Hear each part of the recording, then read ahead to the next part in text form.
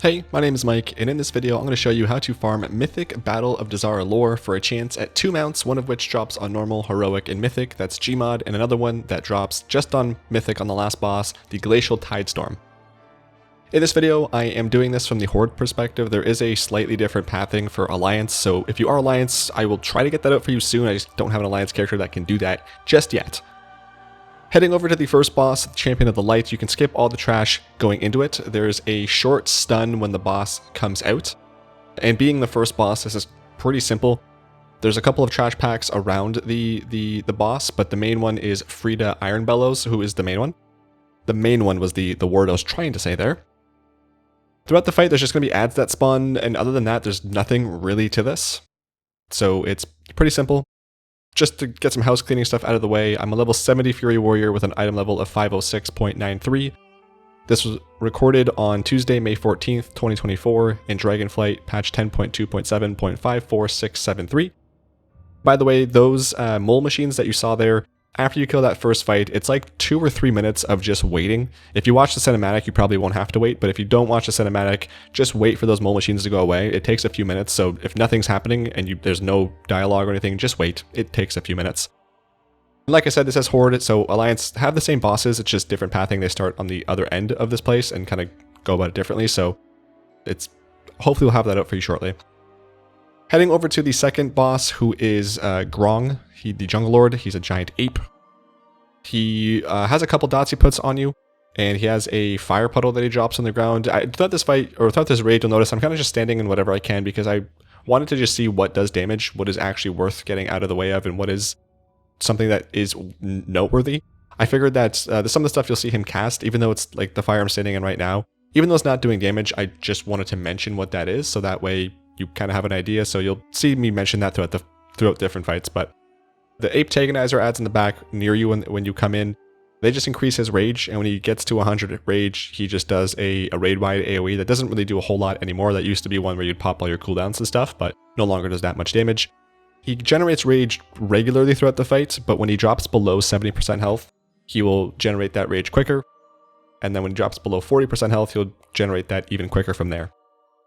I forgot to mention as well, Blizzard did nerf a lot of the stuff here, so not a lot of stuff, I guess, just the last couple bosses, and just with the gear level at this point, a lot of this stuff is pretty easy.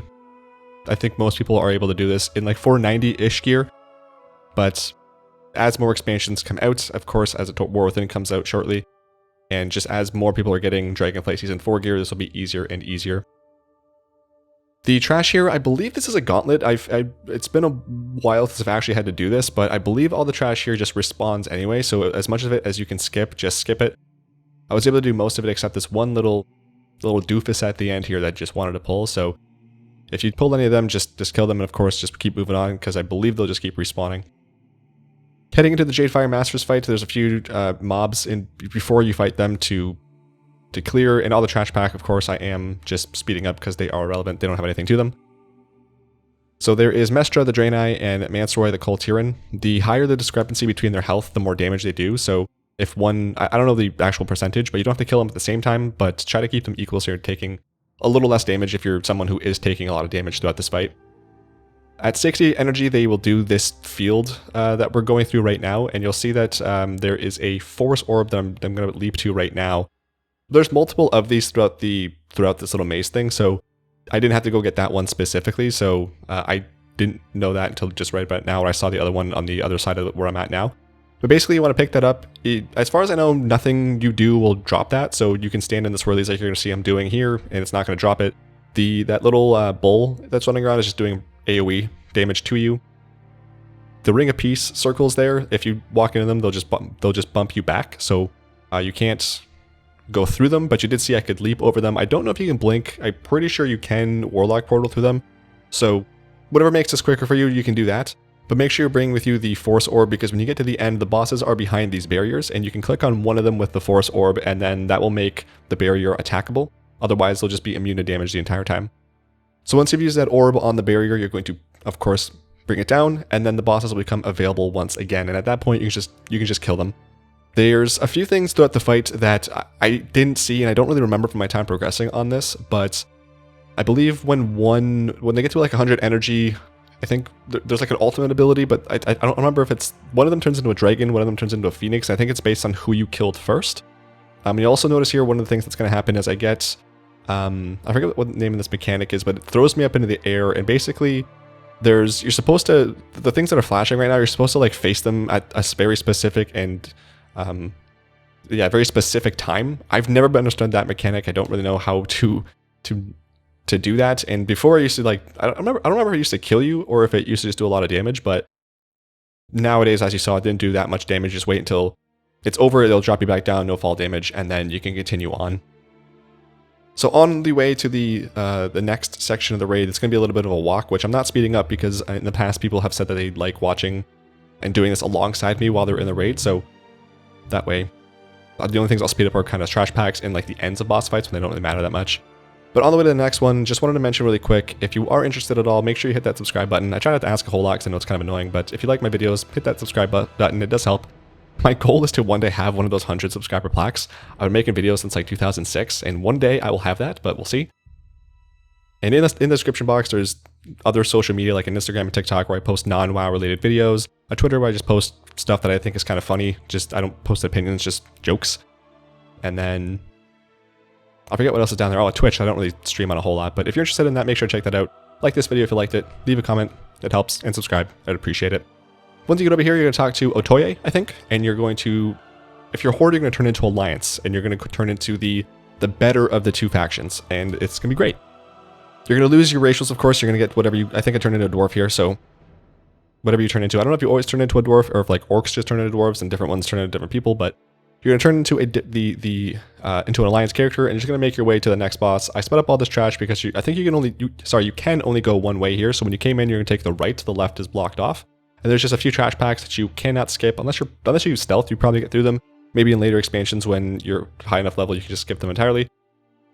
But you'll kill them, and then you're going to make your way over to Opulence, which is one of the fights they've recently changed. Blizzard, that is. So in the past, there's two sides, a left and a right, of course, and you'd have to do specific mechanics in these sides. But now what they've made it is that you can just go straight down the middle and go straight to Opulence, and then fight the boss from there, which is a great change. It makes it so that this is, of course, finally soloable along with Jaina at the end. And I don't remember entirely. I do remember progressing on this fight and absolutely hating it. Because I didn't do it in this video and I haven't done it since I progressed it, I don't remember exactly what you had to do on each side, but there was a lot of like, it was tight spacing, a lot of things not to stand in, and just it just sucked. It was very annoying. I remember not liking it. I think this is one of the fights I was very happy to sit on during progression.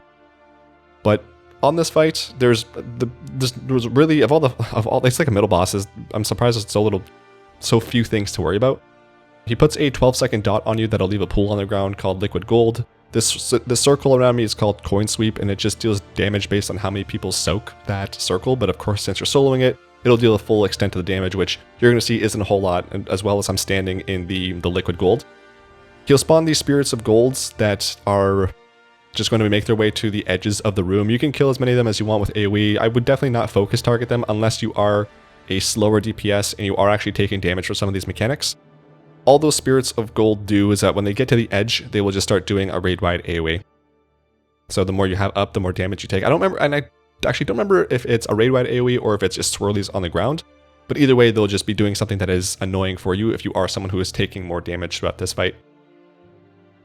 But like I said, this is a raid that I did progress on Mythic. I was going to say Mythically, but I'm not GMM.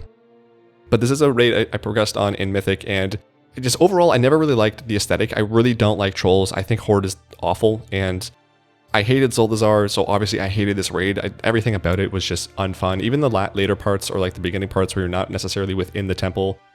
I don't even know if it's a temple, but within like the actual section here. I just don't like it. Aesthetically, it just does not vibe with me at all. It's very just, troll stuff and orc stuff are probably the worst in the entire game. And it was rough going through this. And on top of that, the fights, I just didn't like them. None of the fights in this raid I enjoyed. But to be fair, and by the way, you can skip this guy. But to be fair, when I was raiding this, it was very, very close to the end of my time playing WoW for a couple of years there in BFA. I was so burnt out. I really didn't like the game at all. So it's hard to say whether I don't like this raid because it's just legitimately bad, or if I don't like this raid because I was so burnt out on WoW. I don't know. So this next boss is the Conclave of the Chosen. There are 4 bosses you have to kill total. They do not share a health pool, but when you kill one, the other one that is up will heal the full, so don't do any AoE, that doesn't really matter. When you kill one, there's a new mechanic that's added to the fight, so when you kill Gonk, a dinosaur ads will spawn and fix at you that don't really do a whole lot of damage.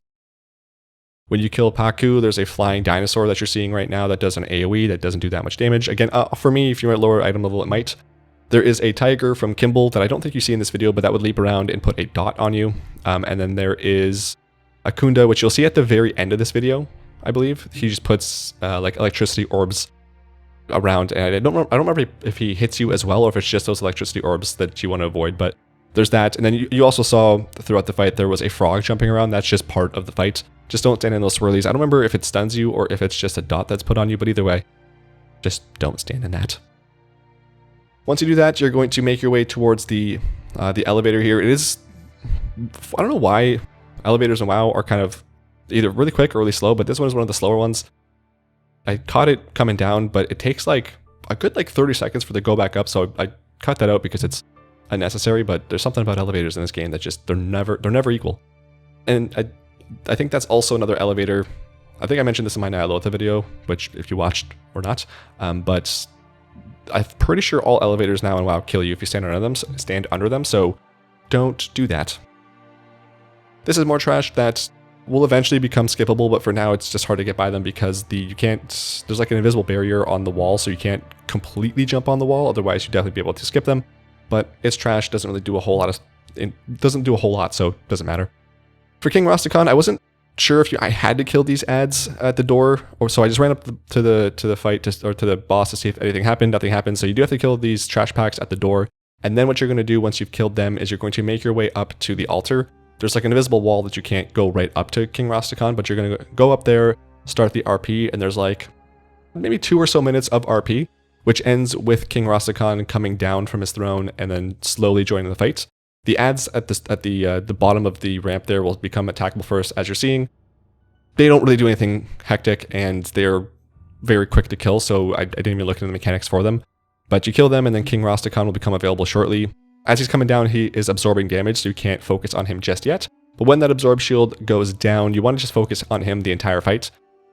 Killing him is what will finish this fight. At some point, Wamsandi comes out and stuns you for a little bit, and then he absorbs damage as well, so don't focus on him at all. There is a zombie dust totem that you just saw me kill, which is a mind control. I don't know for sure if that still goes out or like how that works, but I just killed that because I didn't want to deal with that. And at some point, if you start seeing that you're getting pulled towards the portal, you're not going to see that in this video, but if you start getting pulled towards the portal, just run against it. I don't know if it still kills you, but that was one of the mechanics. That portal there that you're seeing behind Wamsandi, they'll just be pulled towards one of those. I'm pretty sure that used to kill you. Just if you're getting pulled towards it, run against it. But Wamsandi teleports away, and what would happen before is that he's doing like a 10-second cast that would kill you, and it did kill me last week, but Blizzard hotfixed that as well. So I kept King Rastakhan up just for a little bit longer, just so everyone could see that that is no longer a thing. Wamsandi will have been gone for I think like 20 or 30 seconds by the time I end up killing him, so it's not super critical for you to have to like burst down King Rastakhan anymore. Obviously, just kill him as quickly as you can so you can get out of here as quickly as you can, but if you came in here last week when they did this, there was like a 10-second window you had to kill King Rastakhan when Wamsandi was gone, but they've fixed that, so that's no longer a problem. You can just do the fight normally and peacefully. Once you kill him, you get turned back into your Horde character, unfortunately. I know, it sucks.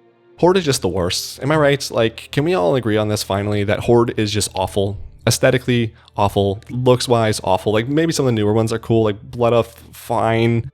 Volpera is probably the cutest. Undead is definitely cool. But like Orcs, awful. Tauren, awful. Troll, awful. Goblin, awful. The High Mountain Tauren, same thing, awful. Void Elf I think is actually kind of cool, but like it's so bad. And then like Orgrimmar, Thunderbluff.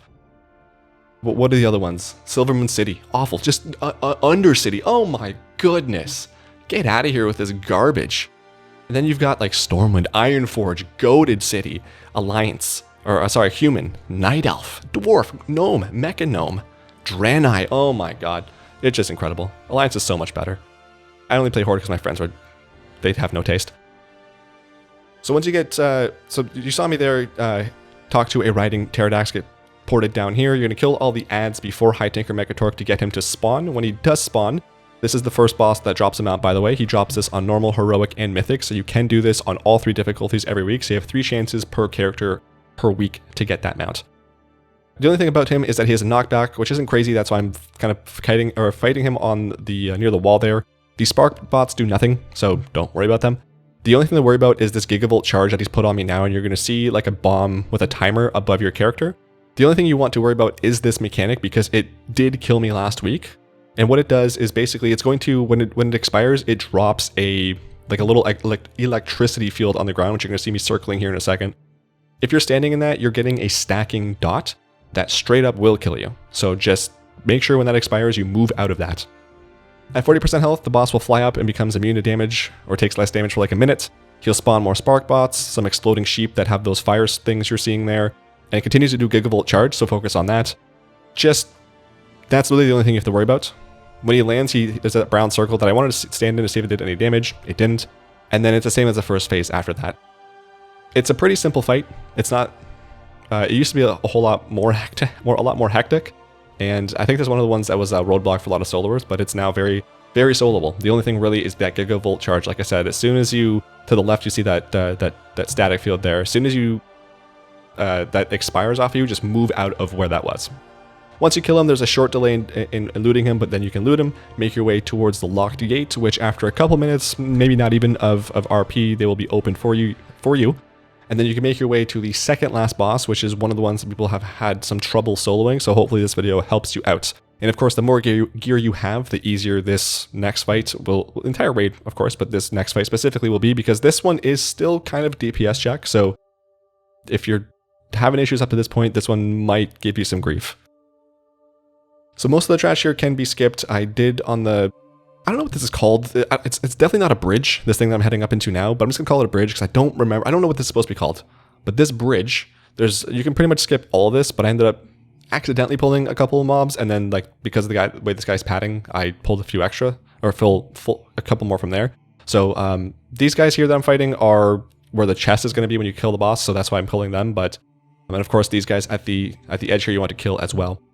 So what you're going to do is you're going to talk to a Pterodax, and you're going to fly to any side, left or right, doesn't matter. I went right, you can go left if you want. On the right side is Brother Joseph, left is Sister Catherine.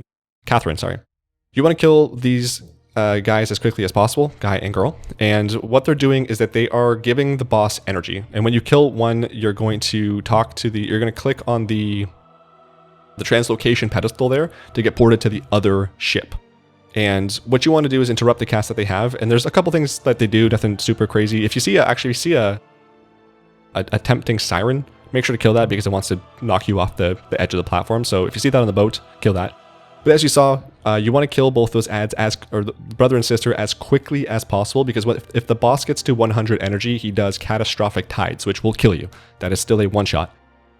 So when they're channeling their channel on him, they're giving him energy, and when there's no channel on him, he also continues to get energy, so he's just constantly getting energy, and if you're slow to kill them and he gets 100 energy, you're dead. Once you've killed both of them, you click on the translocation pedestal one more time. It'll teleport you back to this area here where you want to interrupt that catastrophic tides cast, because the boss will be interruptible at that point, and then just finish the fight. It's really, at that point, it's very simple. There's only like a little a swirly that you don't want to stand in because it puts a dot on you. But other than that, it's very quick, as you saw, and relatively simple. So hopefully that the visual there and some of the commentary there kind of helped out. After that, there is some RP, a cinematic, and then a ship will spawn. And if you're too close, you'll saw like I did, I got stuck underneath the stairs. You're going to make your way up here and talk to Captain Zadari, who will eventually start moving this ship. And then once you get to the actual fight location, Jaina, Lady Jaina Proudmoore will fly around the ship a few times and then finally land, and then you can start the final encounter. So for Lady Jaina, which I'm just going to start calling Jaina, I'm not sure I'm saying her full name every time, but first phase lasts until she gets to 60% health. There's a couple ads around her. They die pretty quick, as you see. She does an Ice Shards cast that puts a stacking debuff on you that will increase the damage this deals each time. So again, if you're slower, this will slowly start doing more damage. There is a freezing blast that you're seeing right now that is a frontal cone. Just move out of that if you don't want to get hit by that. It's a knockback, so if you are getting hit by that, just make sure you're not standing on the edge of the boat because you can get knocked off. Other than that, she'll just root you in place for a bit, and there's a fire that will get you out. And I think like Bladestorm, Blink can get you out of that as well. So if you're stuck in that and want to get out, you can do those as well. Avalanche, which you saw earlier, was just a bunch of swirlies on me. That's just a tank mechanic that you just have to run out for. At 60% health, the intermission starts, and you get an unskippable cutscene. And then at this point, it's kind of hard to see, so hopefully you can kind of figure out where I'm going. But it's you jump off the right side of the ship, and you're going to start making your way towards the main area. So these tornadoes just do a knockback, just avoid them. And then there's going to be shortly these kind of ice circles that I believe used to freeze you if you hit them, but now you'll see me walk through many of them and they don't do anything. In this phase, there are 5 icebound images around the room that are making Jaina immune to damage, and you need to kill, and this is one of them here, and there's another one there. You need to kill all 5 of these for Jaina to no longer be immune, but what you can do is at the very end of here, and I killed 2 of them now, but you'll see as you get to the end of this spot here, there's Lady Jaina, which I can't call her Lady Jaina, it's just Jaina. You want to interrupt her cast because if you do that, it'll make it so that you can see again. And you can see what the other images are. I think they always are in the same spot, the images, but if you're being here for the first time, just interrupt Jaina, and then that way you are able to see a lot better. This phase is pretty much just stuff going on. You'll see I kind of stood in whatever I could because it didn't really matter. This phase will last until 40% when the second intermission starts. At this point, Jaina will go to the middle, which she's doing now, and start casting Flash Freeze, which I believe no longer freezes you. I don't know for sure, I didn't check that, but I believe that was one of the things they did because then this would not be soloable. So I think it just does damage now. So what you're going to do is you're going to head north and you're going to kill the wall of ice. In here, and after you kill that, there's going to be Nathanos trapped in an ice block, which you want to get him out of, and that will stop the Flash Freeze. And then there's also an elemental here as well, which doesn't matter, you can kill it, and then it's going to spawn 2 more adds, which don't matter. I think there used to be a mechanic where you had to like fight or kill them near Jaina, but you don't have to do that anymore. Once you've done that, you can make your way towards Jaina and interrupt her, and then if you want, you actually don't even have to because as you can see, those circles don't do any damage. At that point, it's just phase 1, kinda. So that's it. Hopefully you got your mount. Hopefully you don't have to come here very often. There is a skip, I believe, if I'm not mistaken. I think there's a skip quest somewhere. But anyway, thanks for watching. Let me know if there's anything I did incorrectly or anything you want to add. Let me know how it's going with your farming, and I hope this was helpful. Thanks for watching. I love you. Have a great day, and I'll see you next time.